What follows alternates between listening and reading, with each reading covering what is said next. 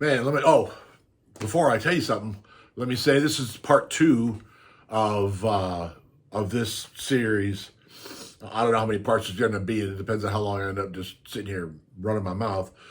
I don't have any editing capability. I'm still having a lot of trouble getting stuff to download from the telephone to the computer. So 11 or 12 minutes is all I can run. And then I've got to break it up into parts. So that's how it ends up. All these different parts. And I'm gonna tell you something. Uh, Man, right when I turned the camera off, it was so lucky. Right when I turned the camera off, I went into a sneezing fit. So if you're watching these two videos back to back, if I look a little different or sound a little different, that's because right when I hit the stop button, I went into a sneezing fit for 5, 6 minutes, and I've been suffering ever since. Hopefully, it won't happen again. Well, especially while I'm on camera, but I'm keeping the remote in my hand in case it does decide to come back. Anyhow, so it was a place that offered uh, oil change services quickly. My sales, it was the only one in town. My sales numbers were very good. My percentages were very good. And the reason is because that service had never been offered in town before. So when these people started coming in, they needed stuff. Their cars were lacking in service. They needed stuff done. They legitimately, you pull the air filter out and look at it, and it's absolutely filthy. It's like, we can change this for you if you want us to. So, so the sales numbers and everything went really, really well. Well, after about a year or so, I had built up a pretty good clientele. I had a lot of people coming back. Well, you don't need all that stuff. Anytime you change your oil or whatever, you don't need all that. You don't need a new air filter every 3,000 or 5,000 miles. You don't need the transmission serviced all that often.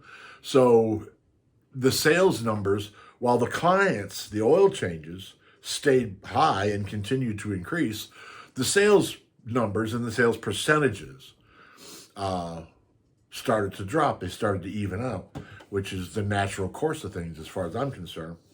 I thought that it indicated I was doing a very good job. When you build up the clientele, when you have a steady flow of regular customers, I mean, that's what you want, right? And the other stuff, hey, if you need it, sell it to them. If they don't need it, they don't need it. That's all there is to it.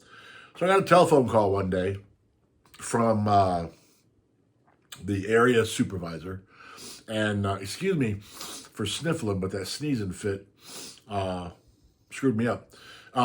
Anyway, I got a telephone call from the area supervisor, and we're sitting there chatting on the phone, and he said to me, "Hey man, I've noticed that recently your numbers have dropped off."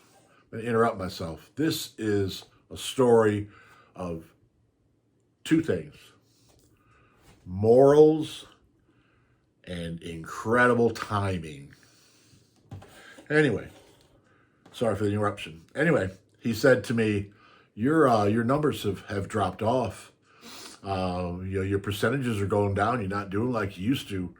Your store used to be on top every month, and you're not there anymore. What can I do to help you fix that?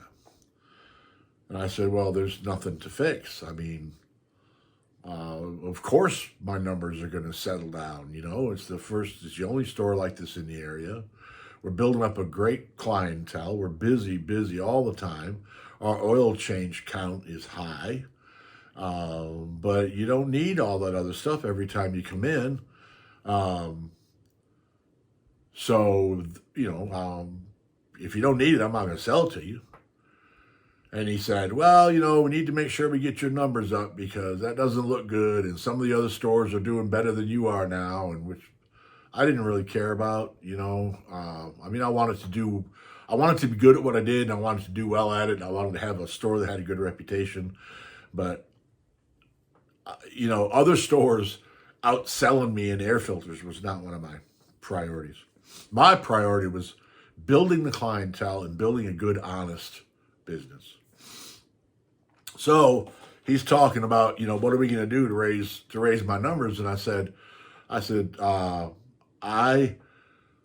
have built a good clientele. You got a good, solid customer base coming in here. They don't need it. I'm not going to sell people things they don't need. And he said to me, I told him I'm not going to sell people things they don't need. And he said to me, well, Don, sometimes in life, in business, you have to sacrifice your principles to do well at your job. And I couldn't believe he said that. And my response to him was, sometimes in your life, you have to sacrifice your job to maintain your principles. And we talked another couple of minutes, hung up the phone. I went out to the parking lot. I got in my car, and I went a mile up the road to my mom's house. I figured, well, I'm not doing this anymore. I'm not going to work for a company that wants me to do that finds that to be an acceptable practice. I'm just not going to do it. So I literally walked off the job. And I went to my mom's house. I figured I'd go spend some time with my mom and dad. I had an opportunity. And I was a bit miffed. I was a bit upset. So I show up at my mom's house. She said, well, what are you doing here? This is the part of the story that is absolutely difficult to believe, but it's true, and it's just an amazing stroke of luck and timing. So my mom said, what are you doing here? And I said, well, I don't have a job. And she said, what? And I told her what happened, and we talked about it, and she agreed with me. And while I'm sitting there talking to her, she had made me some lunch, because, you go to your parents' house, they feed you. She had made me some lunch, and I'm sitting there at the kitchen table having lunch, and on the wall, directly over my left shoulder, is a telephone. It's an old rotary dial telephone hanging on the wall. It's a push-button phone now, but it's still there. Screen went out. Let me pause this and clear my throat. Go Tigers. Anyhow, I told her the story. She agreed with me. I'm sitting at the kitchen table. Directly over my left shoulder is the telephone. Kitchen's small. And the phone rang. So I picked up the phone. I say hello. And the guy says to me, is this Don? And I say, yep. And he said, you want a job? And I said, yes. Who is this? Literally, if I hadn't have left the job and showed up at my mom's house, the guy that called was a guy that worked at a company here in Baton Rouge, and we ended up coming to terms, and I moved us all back down here. Talked to my dad about it first, and he agreed. It was a good thing to do, right thing to do. Shoeshine Boy has kind of some other details of this. Anyway, the guy that called, I have no idea how he got my parents' phone number, because he was in Baton Rouge. I don't know how he knew where I was. He must have looked for me. He must have searched me out. But it was from a company here, and he had a real thick Southern accent. I had a hard time understanding what he said. Had my mom answered the phone, she wouldn't have had a clue what that guy was saying, because his accent was heavy, and he just spoke a little funny.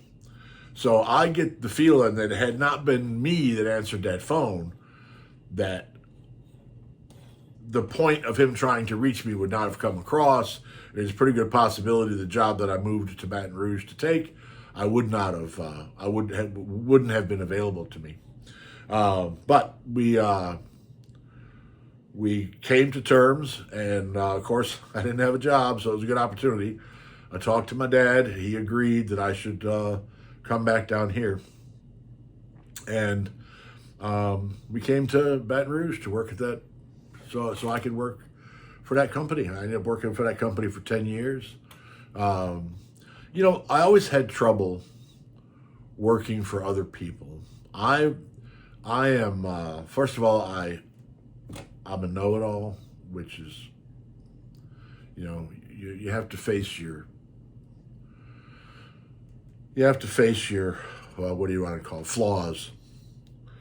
Um, I know the best way to do everything. I think. I'm not saying that I really do think. I'm saying that I think I. You get what I mean? So working for other people sometimes is very hard because, especially if you get asked to do something stupid. I always wanted to be self-employed, and I ended up being self-employed 3 or 4 times. The last one, the one that I'm retiring from now, actually went the best of all of them. But at age 66, it's kind of hard to be out there doing physical labor every day, and it just sucks the energy right out of you.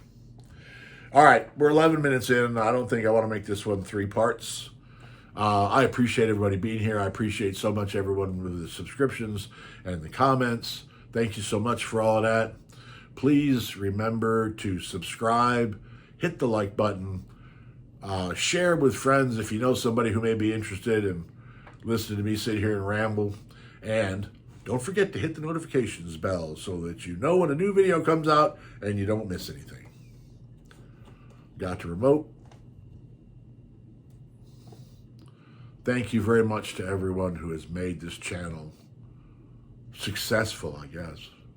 Thank you.